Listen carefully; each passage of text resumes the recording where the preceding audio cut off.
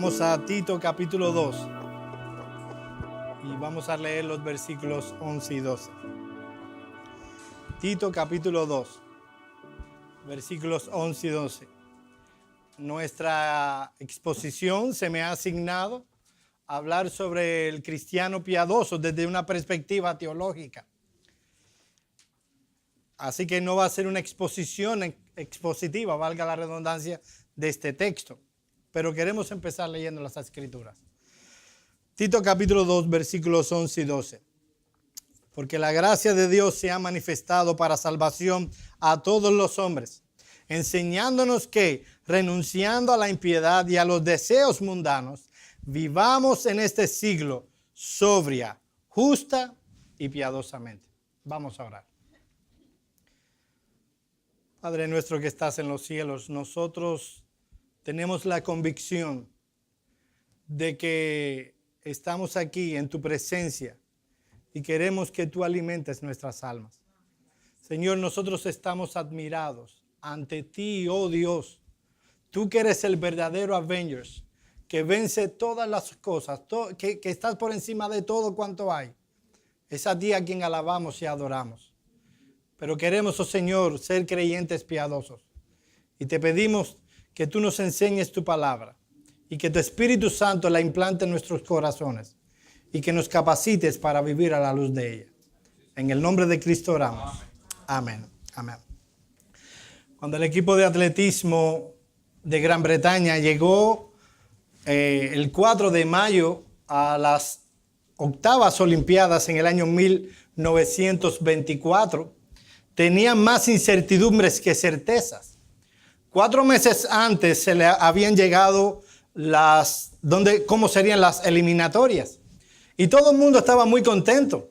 Todos los que participarían en esas carreras estaban gozosos de poder participar. Pero había un hombre que no estaba feliz, un hombre que estaba triste, por la sencilla razón de que sus eliminatorias serían un domingo. Estamos hablando de Eric Liddell. Este hombre, probablemente el hombre más rápido de su tiempo, era experto en la carrera de 100 metros plano y su eliminatoria se correría un domingo.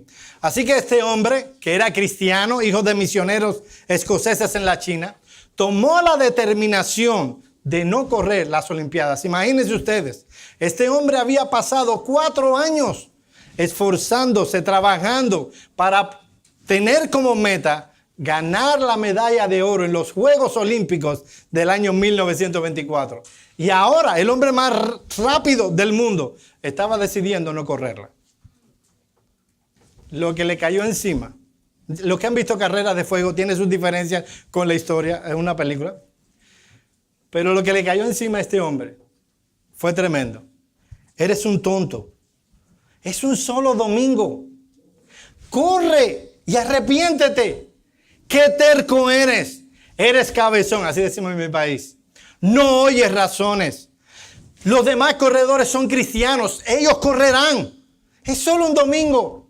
Aún el príncipe de Gales, quien era presidente del Comité Olímpico, presionó hasta lo sumo para que Eric Liddell corriera los 100 metros planos, las eliminatorias, un domingo. Y de ninguna manera este hombre cedió. Dijo, no, yo no voy a correr un domingo. El corredor de 400 planos le dijo, ¿y por qué no cambiamos? Yo corro los 100 metros planos y tú corres en 400 metros planos. Los que saben algo de carrera, saben que la carrera de 400 planos tiene la peculiaridad de que se debe ir rápido, pero no tan rápido. Son 400 metros planos. Los tiempos son importantes. Y este hombre aceptó correr los 400 metros planos. Este hombre, con diferencia de un día, tendría que correr 2 veces. Tendría que correr los 200 metros planos y tendría que correr los 400 metros planos, una competencia que no era la de él. Así que cuando llegaron el 4 de mayo a París, donde se celebraban los Juegos, el equipo de Gran Bretaña de carrera, de atletismo, tenía más incertidumbre que certezas. Le voy a hacer la historia corta. Este hombre, Eric Liddell, corrió los 400 metros planos. Ganó la medalla de oro. Y no solo eso, rompió el récord olímpico. Demorarían 4 años para romper la carrera. Y cuando es el tiempo ya luego de que pasaron los juegos y que es el tiempo para sentarse y disfrutar de la victoria, este hombre tomó otra decisión importante en su vida. Se fue a las misiones. Se fue a la China a predicar el evangelio. Estuvo muchos años allí, se casó y tuvo varios hijos. En el año 1937, las tropas japonesas llegaron a la China. E Inglaterra pidió a todos sus ciudadanos que salieran de la China. Estaba la Segunda Guerra Mundial a las puertas. Este hombre envió a su esposa y a sus hijos y él se quedó en la China a predicar el evangelio. En el año 1945 a él le dio un tumor cerebral y las últimas palabras que Henry Lindell pronunciaron fue: tienes que darlo todo. Mis hermanos, ¿qué clase de hombre es este? Que pudiendo ser próspero, pudiendo él ser prominente en cualquier cosa, este hombre decide irse a la China a predicar el evangelio. ¿Qué clase de hombre pronuncia como últimas palabras la frase, tienes que darlo todo? Este es el clase de hombre que conocemos en la Escritura como un hombre piadoso. Es la clase de hombres y de mujeres que el reino de Dios necesita. Nosotros no venimos acá a traer un tema más entre tantos. Venimos a tratar de un tema que es central en las Escrituras, la piedad. Y la primera pregunta que queremos responder es, ¿qué es la piedad? Yo sé que es una palabra que no utilizamos todos los días en nuestro vocabulario. Ahora, de entre todas lo que se puede entender como piedad, nosotros queremos hablarle de un tema en específico, la piedad bíblica. No tenemos interés en proponerles o hablarles acerca de lo que el hombre entiende como piedad. No queremos hablar de lo que los expertos expresan acerca de lo que es la piedad. Nosotros queremos hablar acerca de lo que la Biblia dice que es la piedad. Y para definir lo que es piedad debemos ver las palabras que en las Escrituras se utilizan. Yo sé que ustedes saben que el Antiguo Testamento fue escrito originalmente en hebreo y que el Nuevo Testamento fue escrito originalmente en griego. No fue escrito en español ni en inglés. Así que para llegar a una definición correcta, primero debemos entender cuáles fueron las palabras que los escritores bíblicos inspirados por el Espíritu Santo utilizaron. Por ejemplo, en griego, el Nuevo Testamento, donde más se habla del asunto, se utiliza la palabra sebomai. Originalmente este término significaba retraerse principalmente, aunque no únicamente, ante Dios. En el griego clásico se usaba esta palabra con relación a los dioses y hablaba de reverencia, sobre todo cuando se realizaba la adoración. Esta es la palabra que utiliza el evangelista Marcos para citar Isaías 29:13, cuando dice: pues en vano me honran, enseñando como doctrinas mandamientos de hombres. Esa palabra que la Reina Valera traduce honran es sebomai. También esta palabra aparece en Hechos 13:43. Dice, y despedida la congregación, muchos de los judíos y de los prosélitos piadosos siguieron a Pablo y a Bernabé, quienes hablándoles le persuadían a que perseverasen en la gracia de Dios. Y aparece también en Romanos 1:25. Dice, ya que cambiaron la verdad por la mentira, honrando y dando culto. Este sebomai, dando culto a las criaturas antes del Creador, que es bendito por los siglos. Amén. También aparece en 2 de Tesalonicenses 2:4. Dice, ¿cuál se opone y se levanta contra todo lo que se llama Dios o es objeto de culto? Sebomai. Tanto que se siente en el templo de Dios como Dios, haciéndose pasar por Dios. Así que sebomai, piedad, habla de adoración, no necesariamente de la que rendimos en el culto público, sino la que rendimos con nuestras propias vidas. La segunda palabra que se utiliza, y es la más común en el Nuevo Testamento, es eusebeia. Esta es la palabra más distintiva para hablar de piedad en todo el Nuevo Testamento. Proviene de eu, que significa bien, bueno, y de sebomai, La anterior que vimos, ser devoto, denota aquella piedad que es caracterizada por una actitud, y esto es lo más importante, una actitud en pos de Dios, que hace aquello que es agradable a Dios. Así que piedad, dice, según esta palabra, es una actitud que tenemos ante Dios.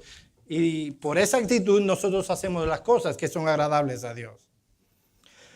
Varias cosas nos enseña esta palabra. Primero, piedad, según Eusebia, es un asunto de vida. Miren lo que dice Tito capítulo 2, versículo 12. Porque la gracia de Dios se ha manifestado para salvación a todos los hombres. Oigan acá, enseñándonos que renunciando a la impiedad, en griego es asebeia, lo contrario. Renunciando a la impiedad y a los deseos mundanos, vivamos en este siglo sobria, justa y piadosamente. Mis amados hermanos, piedad se refiere primariamente a una conducta que adoptamos ante Dios, ante nosotros mismos y ante la vida por el entendimiento que nosotros tenemos de Dios. Dado que entendemos algo acerca de Dios, entonces nosotros tenemos cierta conducta, cierta postura ante Dios, reverencia.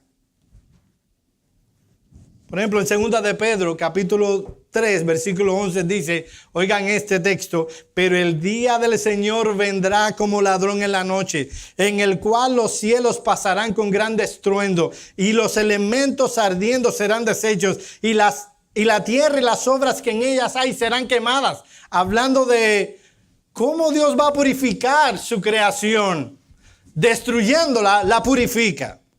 Y ahora dice, puesto que todas estas cosas, todo cuanto ves, el hotel W3, no sé si se pronuncia así, Hilton, va a ser destruido. Dado que todo cuanto tú ves será destruido, dice el escritor, ¿cómo no debéis vosotros andar en santa y piadosa manera de vivir? Así que la piedad tiene que ver con la vida.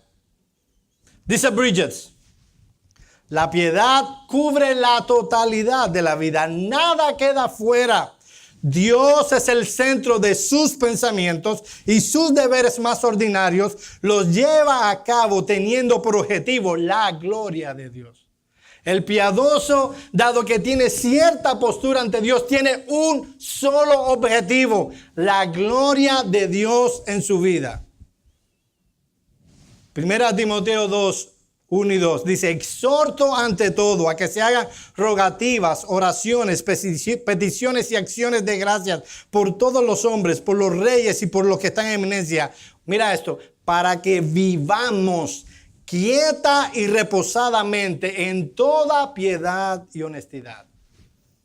Mi hermano amado, la piedad no tiene que ver con emociones ni sentimientos. Él es un creyente piadoso y lo dice porque cuando canta tiene cierta conducta. La piedad tiene que ver con la manera en que vivimos. Si tienes emociones vibrantes cuando te reúnes con el pueblo de Dios, si tus alabanzas al elevarlas despiertan a ti expresiones físicas que se traducen en erizamientos, llantos y gemidos, pero eso no se ve en tu vida diaria, las 24 horas del día, los 7 días de la semana, tal cosa es solo emocionalismo y no es piedad. La piedad se traduce en la manera en que vivimos. Mira lo que dice un teólogo. La devoción significa una vida entregada a Dios. Un hombre piadoso es aquel que vive no según su propia voluntad o según el espíritu del mundo, sino según la sola voluntad de Dios, quien considera a Dios en todo, quien sirve a Dios en todo, quien en todas las facetas de su vida diaria lo hace en el nombre de Dios y según las leyes que son conforme a su gloria. La pregunta del piadoso no es cómo esto me va a beneficiar a mí en lo personal. La pregunta del piadoso es cómo esta decisión que voy a tomar va a redundar en que la gloria de Dios se manifieste en mi vida. Así que la piedad según esta palabra, tiene que ver con cómo vivimos. Segundo, la piedad es resultado del entendimiento que tenemos acerca de la verdad. A más entendimiento de la verdad, más piedad. Miren lo que dice 1 Timoteo capítulo 6, versículos 3 al 6. Si alguno enseña otra cosa y no se conforma a las sanas palabras de nuestro Señor y a la doctrina que es conforme a la piedad, está envanecido, nada sabe y delira acerca de cuestiones y contiendas de palabras, de las cuales nacen envidias, pleitos, blasfemias, malas sospechas, disputas necias de hombres corruptos de entendimientos privados de la verdad, lo contrario a la piedad, que toman la piedad como fuente de ganancia. Apártate de los tales, pero gran ganancia es la piedad acompañada de contentamiento. Y en Tito 1:1 dice, Pablo, siervo de Dios y apóstol de Jesucristo, conforme a la fe de los escogidos y el conocimiento de la verdad, que es conforme, de acuerdo a la piedad. Una buena doctrina produce piedad. Yo sé que muchas veces se critica la doctrina, se critica el conocimiento bíblico, se nos dice que la doctrina divide, que la doctrina trae, el conocimiento de la doctrina trae orgullo al que lo tiene. Pero de acuerdo a las Escrituras, mis amados hermanos, es todo lo contrario. Un entendimiento adecuado de la doctrina aviva la piedad. Un conocimiento aplicado apropiadamente no produce orgullo, incrementa la piedad. Y es verdad, mis amados hermanos, que hay doctrinarios, o sea, personas que conocen la doctrina, que son orgullosos y divisivos. Pero eso es porque no han entendido la doctrina como deben entenderla. La doctrina incrementa la piedad. Tercer lugar, la piedad, de acuerdo a Eusebia, la piedad es el distintivo por excelencia del cristiano. ¿Qué estamos diciendo con esto? Estamos diciendo, mi amado hermano, que si tú eres cristiano, no solo tú debes ser piadoso, tú eres piadoso. Si no hay piedad en ti, es porque lo que hay en tu corazón es incredulidad. El contraste en las Escrituras no es entre el cristiano piadoso y el cristiano carnal. No. Es entre el cristiano piadoso y el impío. Ese es el contraste que vemos en la Escritura. Si tú no eres un cristiano piadoso, déjeme decirlo lo más suave que se pueda, tú no eres cristiano en lo absoluto. Porque la piedad es el resultado de haber sido salvado. Por eso en 2 de Pedro, capítulo 2, versículo 9, dice que, miren el contraste, el Señor sabe librar de tentación a los piadosos y reservar a los injustos para ser castigados en el día del juicio. ¿Ven cómo el contraste no es entre el cristiano piadoso y el cristiano carnal? Ah, no, yo no soy piadoso. Yo soy un cristiano carnal. Ese monstruo no existe. Si eres carnal, no eres cristiano. No se concibe un creyente que no sea piadoso. Si eres creyente, lo que resulta de la obra salvífica que ha realizado el Dios Trino en tu corazón es ser piadoso. Esa es la distinción, por ejemplo, que encontramos en Génesis 18, 23 al 25. Está allí Abraham intercediendo por Sodoma y Gomorra y le dice a Dios, ¿destruirás al justo junto con el impío? En la Septuaginta se traduce impío con acebella, o sea, lo contrario de ser piadoso. El contraste no es entre el justo y alguien, un cristiano carnal, medio cristiano, no es entre el justo y el impío. De hecho, mis amados hermanos, lo que está justo en el centro de la vida cristiana como resultado de esto es la piedad. Vamos conmigo a Jeremías 31. Yo quiero que lo lean conmigo. Jeremías 31, 31 al 34. Si usted conoce de Biblia, sabe que lo que se está profetizando aquí es, en esencia, lo que será el nuevo pacto. Y miren cómo Dios, inspirado por el Espíritu Santo, habla del nuevo pacto. Jeremías 31, 31 al 34. Miren lo que dice el texto bíblico. He aquí que vienen días, dice Jehová, en los cuales haré nuevo pacto con la casa de Israel y con la casa de Judá.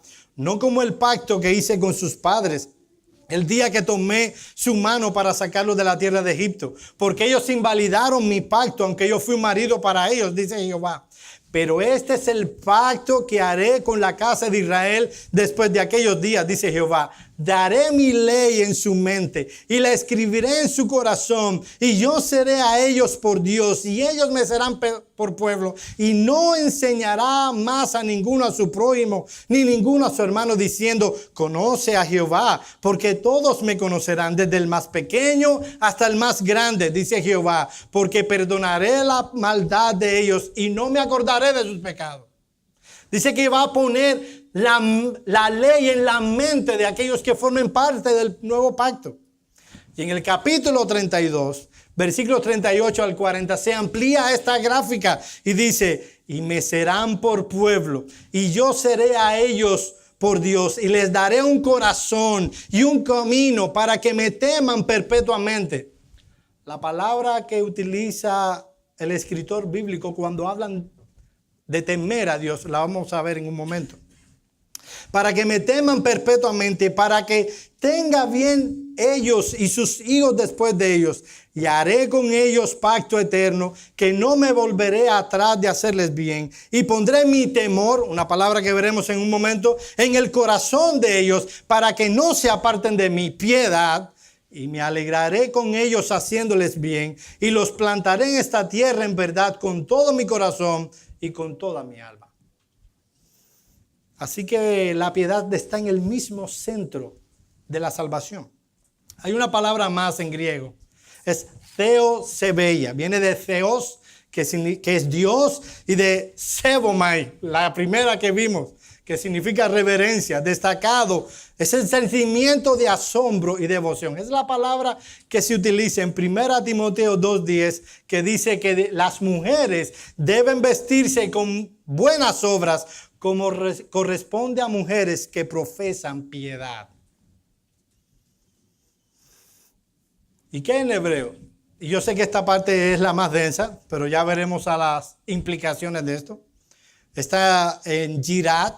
La palabra Yirat, esta palabra, según Bain, es la actitud que aunque una persona reconoce el poder, la condición de la persona a quien se reverencia y se rinda respeto.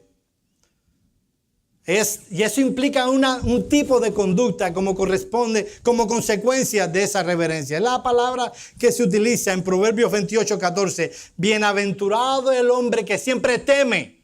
¿Recuerdan lo que leímos en Jeremías cuando hablaba de que yo pondré en su corazón para que me teman? Es esta palabra exactamente. Eclesiastés 12:13. El fin de todo el discurso es este. Teme a Dios y guarda sus mandamientos, porque esto es el todo del hombre. Y no está hablando allí de tener miedo acerca de Dios, aunque algunos hombres deberían tener miedo con respecto a Dios, porque sus caminos lo llevan al infierno. Está hablando de reverencia ante Dios, piedad. Isaías 50:10. ¿Quién entre vosotros que tema a Jehová y oiga la voz de su siervo? Y miren la correspondencia que hay entre temer a Dios y oír al siervo de Dios. Otra palabra en hebreo, hasid.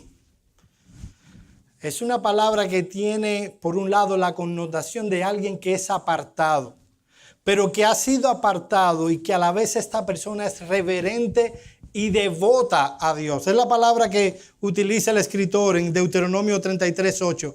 A Leví dijo, tu tumín y tu urín sean para tu varón piadoso. Este hombre, está hablando de los levitas, habían sido apartados para Dios, pero lo que se esperaba de esos hombres era devoción a Dios. Esta palabra aparece también en el Salmo 32:6 y se traduce como ser fiel. Por esto orará a ti todo santo. Es la manera en que lo traduce la Reina Valera actualizada. En el tiempo en que pueda ser hallado. Y aparece también en el Salmo 31:23. Ahora, mis hermanos, a la luz de todo esto, ¿cómo podemos definir entonces piedad.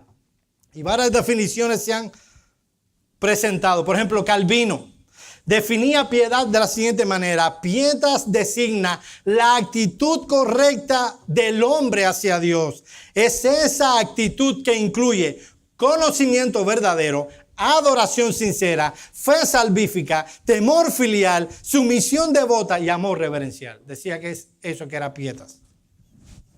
También dice en otro lugar: la verdadera piedad consiste en un sentimiento sincero de amor a Dios. Estoy en desacuerdo con Calvino. Es más que un sentimiento sincero. Y en otro lado dice: llamo piedad, aquí sí estoy muy de acuerdo con él, a una reverencia unida al amor a Dios y al conocimiento que produce. Yo creo que la mejor de las definiciones que traigo es la de Jerry Bridges. Si usted ha leído el libro, si no lo ha leído, La devoción a Dios en acción, se lo recomiendo 100%. En este libro dice: la piedad no es otra cosa que ser devoto a Dios. Ahora, ¿cómo lo define Joel Puentes? Ese soy yo. Yo defino la piedad de la siguiente manera. Y ustedes van a notar que la definición es un poquito larga. La piedad es una obra de la gracia de Dios que mueve al creyente a una fervorosa devoción a Dios que se manifiesta en amor, respeto temeroso y reverencia a Dios. Esta piedad siempre va acompañada de una profunda admiración a Dios por sus atributos y por sus obras. Eso para mí es piedad. Voy a repetirla. La piedad es una obra de la gracia de Dios. Yo voy a explicar qué significa eso. Que mueve al creyente a una fervorosa devoción a Dios que se manifiesta en amor, respeto temeroso y reverencia a Dios. Esta piedad siempre va acompañada de profunda admiración a Dios por sus atributos y sus obras. ¿Qué cosa es la piedad? Primero, la piedad es una obra de la gracia de Dios. Mis amados hermanos, la piedad no es un logro humano. No es algo que conseguimos nosotros. Es algo que opera la gracia de Dios en el corazón. El Salmo 4:3 dice: sabed pues que Jehová ha escogido al piadoso para sí. Jehová, cuando yo a él clamaré. Y el punto es que este hombre es piadoso porque Jehová lo ha escogido para él. Y en 2 de Pedro capítulo 1 versículo 3 se nos dice: como todas las cosas, oye esto, todas las cosas que pertenecen a la vida y a la piedad nos han sido dadas por su divino poder mediante el conocimiento de aquel que nos llamó por su gloria y excelencia. Dice que todo lo que pertenece a la vida cristiana y a la piedad se nos ha sido dado por el divino poder de Dios. Aquí debemos hacer una distinción importante. Aunque hay tres términos que están íntimamente relacionados, no son lo mismo. A veces se confunde piedad con santidad. Y a veces se confunde piedad con santificación. Y están íntimamente relacionadas, pero no es lo mismo. Santidad habla de la posición que el creyente tiene con respecto a Dios, debido a que la justicia de Cristo ha sido imputada en la vida del creyente. Santificación habla del proceso que está siendo obrado en el creyente por el Espíritu Santo para conformarlo cada vez más a la imagen del Hijo. Pero piedad habla de la actitud que el creyente tiene hacia Dios. Es una actitud de reverencia. Esa reverencia se manifiesta en que cuando Dios habla, el creyente calla. Cuando Dios habla, el creyente obedece. Cuando Dios habla, el creyente hace lo que Dios dice. Ahora, en los 7 minutos que me quedan, yo voy a hablar de las implicaciones de la piedad. Y son eminentemente teológicas. Miren lo que dice Calvino acerca de la vida cristiana. Somos de Dios. Vivamos por tanto para Él y muramos para Él. Somos de Dios. Esfuércense en consecuencia todas las partes de nuestra vida por alcanzarlo como nuestro único y legítimo fin. Mis amados hermanos, nosotros vivimos días que se ha convertido el tema de la piedad como una controversia. Hay cierto sector del evangelicalismo reformado que ha llegado a la conclusión de que todo el problema que tenemos con respecto al pecado es un problema legal, no moral. Obviamente estos hombres y mujeres no lo van a decir así, pero es lo que viene en consecuencia. Para estas personas todo el problema del pecado del hombre es legal y solo se soluciona en la justificación. Y ustedes verán, ¿y qué tiene que ver eso? Espérate un momentito. Para algunos, cuando una iglesia comienza a hablar de piedad, de deberes cristianos, de obediencia, de obras evangélicas, de disciplina cristiana, esa iglesia ha entrado en la esfera del legalismo. Para tales personas, cuando somos justificados, ya no tenemos que preocuparnos por ninguna de estas cosas. Ya Cristo cumplió la ley por nosotros. Cristo obedeció la ley por nosotros perfectamente. Y por tanto no hay que estarse afanando por estas cosas. Y simplemente lo que debemos hacer es quedarnos quietos y hacer. Y mis hermanos, no estoy haciendo un muñeco de paja. Estoy citando textualmente lo que estos proponentes de esta postura en cuanto a la piedad enseñan.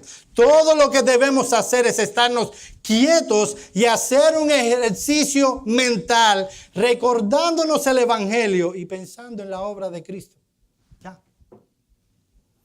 Debatiendo con uno de estos hombres, en lo personal, él me decía, mira, es que ya la piedad es un asunto ya del pasado. No tenemos que preocuparnos, la santificación no es real. Y ya nuestro problema se ha solucionado simplemente con la justificación. Ahora, yo creo que se comete un error cuando se limita todo el problema del pecado del hombre a un asunto legal. La obra de la redención que opera Dios en la vida de un pecador que ha sido salvado no se queda en la esfera de lo legal, sino también en la esfera de lo que llamamos lo moral. Esa es la razón por la que el Espíritu Santo regenera al pecador que es salvado. Aquel que es salvado no es solo justificado, sino también regenerado y es santificado. ¿Y a qué viene todo esto?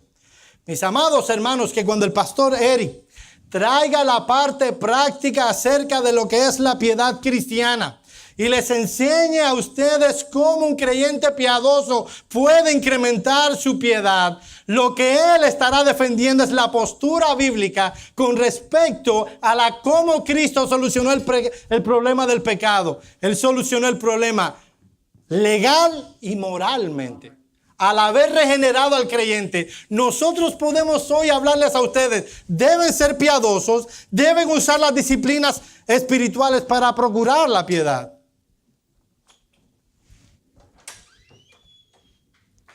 Esta nueva mentalidad reformada quiere culpar a Martín Lutero. Yo no sé cuántos de ustedes han leído las disputaciones de Heidelberg de Martín Lutero. Personalmente, yo no llego ni a los talones de Martín Lutero. Pero personalmente no es uno de los escritos que yo preferiría leer. Ya lo leí. Y estoy complacido con eso, pero no se puede escribir teología basado en paradojas. Hace lo que pasó, confúndese a las personas. La teología se escribe en un lenguaje coloquial. Entonces estas personas se oponen a la perspectiva tradicional reformada de la piedad y de la santificación en la santidad, basado principalmente en los escritos de Lutero. Voy para terminar casi, a citar un email de uno de los mayores proponentes de esta nueva postura de la santificación en el sur de la Florida, en un debate que él y yo tuvimos, y le voy a leer el email para que entiendan que él me envió, y yo lo voy a citar con el permiso de la persona, o sea, no fue que, pero no quiero crear un muñeco de paja. Miren cómo este hombre lo trata el asunto. El tema que quiero significar es que, aunque podemos hablar genéricamente de la teología de la cruz es la que Lutero llamaba aquella perspectiva que entiende que la salvación es únicamente por fe y no por obras, que nadie puede salvarse por las obras. Es lo que Martín Lutero llamaba la teología de la cruz. O teología de la gloria. La teología de la gloria es la que enseña que nosotros podemos ganar la vida eterna a través de las obras. Obviamente, en los documentos de Heidelberg, Martín Lutero estaba pensando en los teólogos católicos romanos, solo que estaba escribiendo por paradojas, que lo hace más confuso. Lo cierto es, miren lo que dice este hombre, que no existe un libro de teología de la cruz o de la gloria, ni tampoco una teología sistemática de la cruz. Todos los cristianos de todas las denominaciones son salvos bajo la misma teología que explica el contenido del evangelio, la cruz de Cristo. Hasta ahí, de acuerdo. Si tú le preguntas a cualquier cristiano ortodoxo, estará de acuerdo contigo en que la definición de ser cristiano es estar en Cristo, y es que en la cruz de Cristo el propósito de la creación de Dios. Aquí ya empieza a partir de ahora lo que no estoy de acuerdo. En el momento en que yo predico que hay una teología de la cruz, o sea, llego a la misma conclusión de Martín Lutero, que no puedo salvarme por las obras, sino solo y únicamente por la fe. Dice, cuando uno llega a esa conclusión, entonces el viejo Adán se las arregla para un autoexaltarme a pensar, yo sí tengo una teología de la cruz, versus los pobres inmundos fariseos en que creen la teología de la gloria. Y aquí él se mete en un problema. ¿Por qué? Porque él está diciendo, mira, yo creo que lo que debemos creer es en la teología de la cruz. O sea, creer que solo somos salvos por la fe y no por las obras. Pero cuando llego a esa conclusión, no me sirve de nada. El viejo de Adán me lleva a gloriarme en eso y a menospreciar a los demás.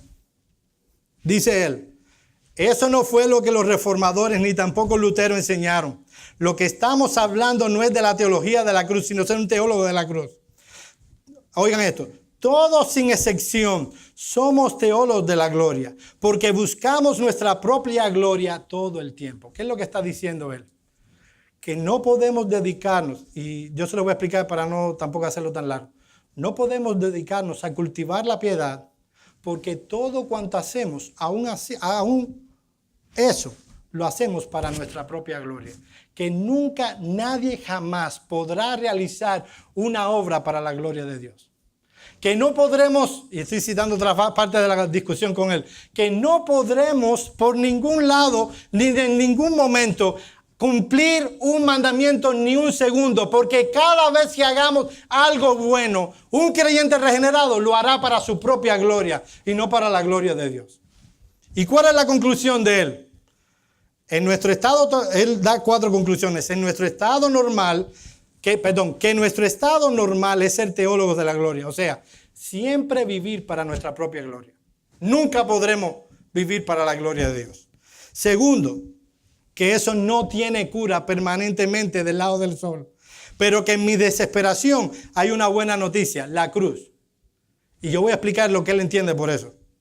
Tercero, que al mirar a Cristo, eso es lo que entiende en ese momento estoy actuando como un teólogo de la cruz, que mañana me voy a olvidar y por lo tanto necesito escuchar el evangelio todos los días para arrepentirme y recordar las buenas obras. ¿Saben lo que está diciendo este hombre? Que uno en realidad nunca es salvo. Yo necesito recordarme el evangelio todos los días porque yo lo olvido. En realidad uno nunca entiende el evangelio. Conclusión a la que llega mi amigo. Dado que siempre buscamos nuestra propia gloria y dado que la gloria de la cruz no soluciona nuestro problema moral, dado que nunca llegamos a entender verdaderamente el evangelio y olvidamos el evangelio, entonces es mejor no preocuparnos por la obediencia, dejar de pensar en deberes cristianos y deja de demandar a la gente que obedezca la palabra de Dios. Para esta gente, aunque no lo digan abiertamente, que yo les pida a ustedes que vivan vidas piadosas y que el pastor les pida a ustedes que ejerzan la disciplina cristiana para ser piadosos, no es otra cosa que el legalismo. Ya el evangelio no es algo que yo entiendo, creo, acepto, abrazo y recuerdo para salvación, para santificación, para siempre. Es algo que debes recordarlo, porque en realidad no me soluciona mi problema para mañana. Solo me resuelve el problema de ahora. Por tanto, no te preocupes por las buenas obras. No te preocupes para vivir vidas piadosas. Preocúpate solo por mirar a Cristo. Y mis hermanos amados, eso suena lindo, pero es bíblicamente inadecuado. ¿Saben lo que enseña la palabra de Dios? ¿Saben por qué podemos pararnos ante ustedes y demandar en vuestras conciencias a que vivan vidas piadosas? Y cuando el pastor venga y él presente cómo incrementar la vida de piedad, y podemos hacerlo con limpia conciencia. Porque el creyente ha sido regenerado. Porque por el sacrificio de Cristo, el Espíritu Santo ha venido y ha cambiado tu corazón de piedra por un corazón de carne. Te ha dado conocimiento. El Espíritu Santo mora en ti. Te está santificando. Por eso podemos hablar de piedad. Por eso podemos hablarte de buenas obras, de obediencia a la palabra. No porque esto es un logro para ti, sino porque es el logro de Cristo en la cruz del Calvario, implantado en tu propio corazón. ¿Podemos hablar de eso? No, Joel, pero es que estamos en la gracia. Yo quiero que vayan conmigo a Tito capítulo 2, versículos 11 al 14.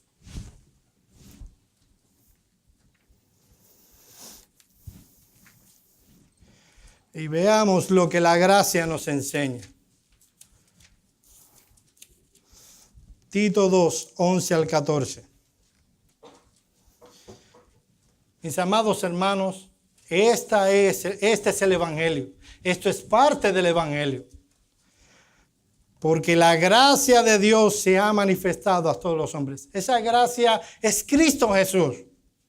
Enseñándonos que, olvídate de la obediencia, olvídate de hablar de piedad en la iglesia, porque eso es legalismo. ¿Es lo que dice el texto? No, enseñándonos que, renunciando a la impiedad y a los deseos mundanos, vivamos en este siglo sobria, justa y piadosamente, aguardando la esperanza bienaventurada y la manifestación gloriosa de nuestro gran Dios y Salvador Jesucristo, quien se dio a sí mismo por nosotros para redimirnos de toda iniquidad.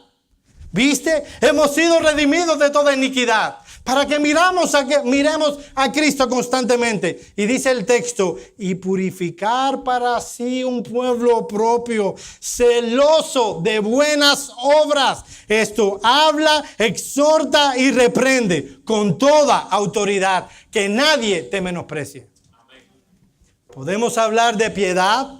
Podemos hablar de disciplinas espirituales, podemos hablar de obediencia, porque hemos sido redimidos por la sangre del Cordero. La obra ha sido implantada en nuestros corazones para que sirvamos a Dios todos los días de nuestra vida. Sí, mis amados hermanos, sí podemos entender el evangelio. Sí podemos obedecer a Dios y sus preceptos. Podemos mirar la palabra de Dios y vivir para la gloria de Dios. No perfectamente, pero como dice el pastor Sugel, sí sinceramente. ¿No será perfecta nuestra obediencia? Pero el apóstol Pablo nos ordena a seguir la piedad en 1 Timoteo. Sigue la piedad, persigue la piedad, persigue la justicia. Y esa justicia no es otra que una vida cristiana práctica de obediencia a la palabra. Dice Calvino, para concluir, Dios nos ha prescrito un camino para glorificarlo, a saber, la piedad, que consiste en la obediencia a su palabra.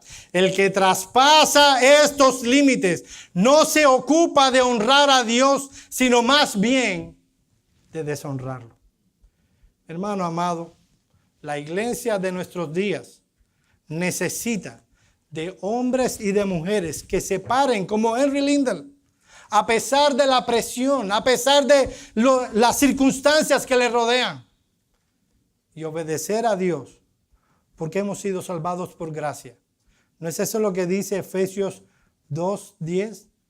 Que hemos sido redimidos para que nosotros hagamos buenas obras, las cuales Dios preparó de antemano para que anduviésemos en ellas. Eso se llama piedad.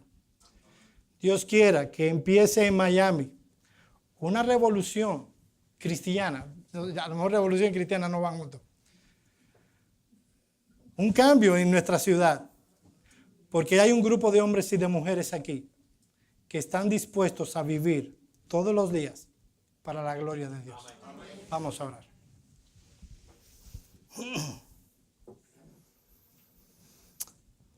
Padre nuestro que estás en los cielos, nosotros te glorificamos, te exaltamos y te bendecimos por el plan soberano y bendito que la Santa Trinidad trazó antes de la fundación del mundo. Te damos gracias porque ese plan un día se hizo más visible cuando la segunda persona de la Trinidad tomó la naturaleza humana y murió por causa de nuestros pecados en la cruz del Calvario. Y luego el Espíritu Santo implantó esa obra en nuestros corazones. Señor, tú conoces nuestro corazón. Tú conoces nuestra maldad, nuestro pecado. Pero tú conoces que nosotros anhelamos glorificarte, no porque eso proviene de nuestro corazón, aún eso viene de tu mano, porque tú produces el querer como el hacer, por tu buena voluntad. Te pedimos, oh Señor, que tu Espíritu Santo continúe santificándonos, para que tú seas glorificado en cada una de las áreas de nuestra vida. En el nombre de Cristo oramos. Amén.